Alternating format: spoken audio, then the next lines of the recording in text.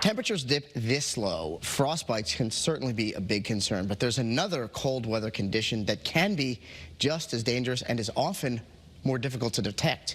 Channel 3 Waterbury Bureau Chief Audrey Russo joins us now live in Waterbury with more on what you need to know about hypothermia. Good morning, Audrey.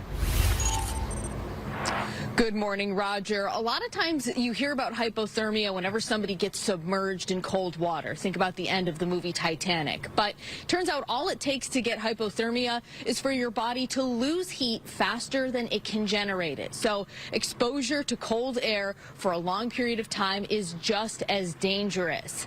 Now, when it comes to hypothermia, it's broken down into stages, but any body temperature that's lower than 82 degrees Fahrenheit is considered severe. I spoke to an emergency room doctor. He told me some of the signs and symptoms are agitated behavior, slurred speech, elevated heart rate. In some severe cases, disorientation can actually cause a person suffering from hypothermia to remove their clothing, a scary situation there. But there is some good news in all of this. The doctor I spoke to tells me he hasn't seen a lot of cases this year, owing that low number to the state's expansive cold weather protocol.